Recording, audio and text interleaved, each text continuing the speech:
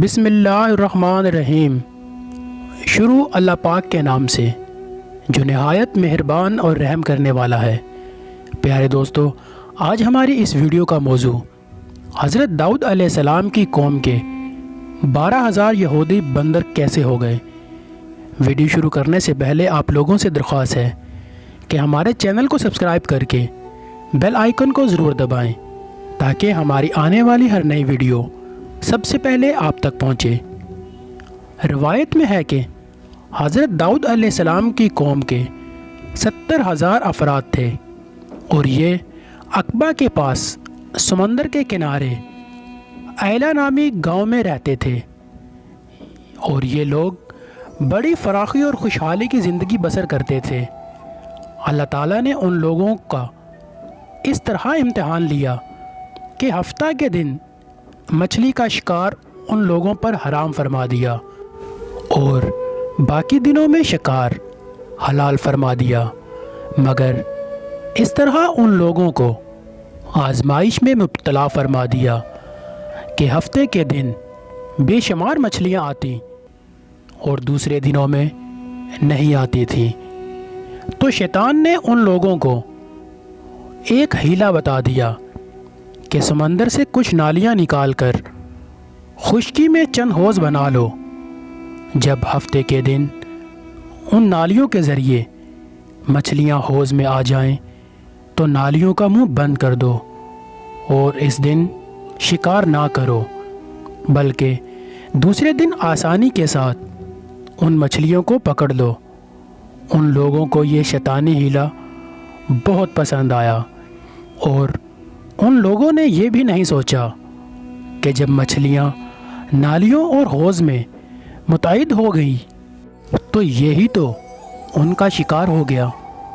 تو ہفتے کے دن شکار کرنا پایا گیا اور ان کے لیے جو حرام تھا۔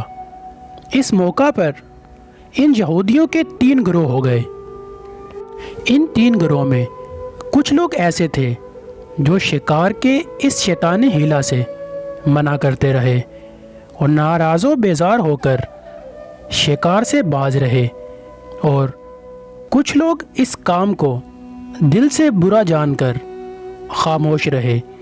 دوسروں کو منع نہ کرتے تھے، بلکہ منع کرنے والوں سے یہ کہتے تھے کہ تم لوگ ایسی قوم کو کیوں نصیحت کرتے ہو جنہیں اللہ تعالیٰ ہلاک کرنے والا یا سخت سزا دینے والا ہے۔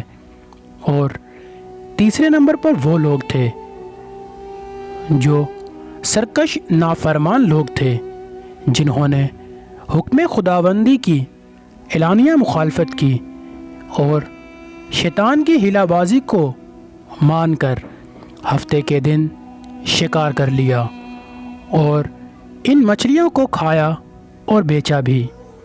جب نافرمانوں نے منع کرنے کے باوجود شکار کر لیا تو منع کرنے والی جماعت نے کہا کہ اب ہم ان مصیبت کاروں سے کوئی میل ملاپ نہ رکھیں گے۔ چنانچہ ان لوگوں نے گاؤں کو تقسیم کر کے درمیان میں ایک دیوار بنا لی اور آمد و رفت کا ایک الگ دروازہ بھی بنا لیا۔ حضرت داؤد علیہ السلام نے غضبناک ہو کر شکار کرنے والوں پر لعنت فرما دی۔ اس کا اثر یہ ہوا، ایک دن خطاکاروں میں کوئی باہر نہ نکلا تو انہیں دیکھنے کے لیے کچھ لوگ دیوار پر چڑھ گئے تو کیا دیکھا کہ وہ سب بندروں کی صورت میں مصنوع ہو گئے ہیں۔ اب لوگ ان مجرموں کا دروازہ کھول کر اندر داخل ہوئے تو وہ بندر اپنے رشتہ داروں کو پہچانتے تھے اور ان کے پاس آ کر ان کے کپڑوں کو سونگھتے تھے اور زاروں زور روتے تھے، مگر لوگ ان بندر بن جانے والے لوگوں کو نہیں پہچانتے تھے۔ ان بندر بن جانے والے لوگوں کی تعداد 12,000 تھی۔ یہ سب 3 دن تک زندہ رہے اور اس درمیان کچھ بھی کھا پی نہ سکے، بلکہ یوں ہی بھوکے پیاسے سب کے سب ہلاک ہو گئے۔ شکار سے منع کرنے والا گروہ ہلاکت سے سلامت رہا، اور صحیح قول یہ ہے کہ دل سے برا جان کر خاموش رہنے والوں کو بھی اللہ تعالیٰ نے ہلاکت سے بچا لیا۔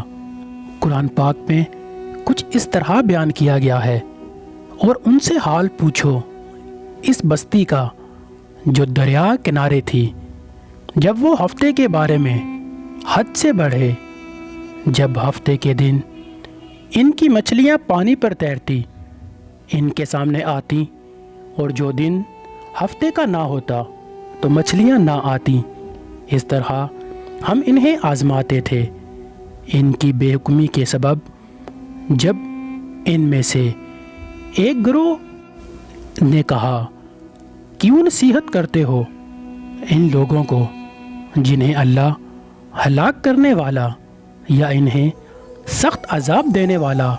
بولے، تمہارے رب کے حضور معذرت کو، اور شاید انہیں ڈر ہو۔ پھر جب وہ بلا بیٹھے جو نصیحت انہیں ہوئی تھی، ہم نے بچا لیے وہ جو برائی سے منع فرماتے تھے، اور ظالموں کو برے عذاب میں پکڑا، بدلہ ان کی نافرمانی کا۔ پھر جب انہوں نے ممانعت کی، حکم کی، سرکشی کی، ہم نے ان سے فرمایا، ہو جاؤ بندر دھتکارے ہوئے۔ معلوم ہوا کہ شیطانی ہلا بازوں میں پڑھ کر اللہ تعالیٰ کے احکام کی نافرمانیوں کا انجام کتنا برا اور کس قدر خطرناک ہوتا ہے، اور اللہ تعالیٰ کے نبی جن بد نصیبوں پر لعنت فرما دیں، وہ کیسے ہولناک عذاب الہی میں گرفتار ہو کر، دنیا میں نیست و نابود ہو کر عذاب میں گرفتار ہو جاتے ہیں، اور دونوں جہاں میں ذلیل و خوار ہو جاتے ہیں۔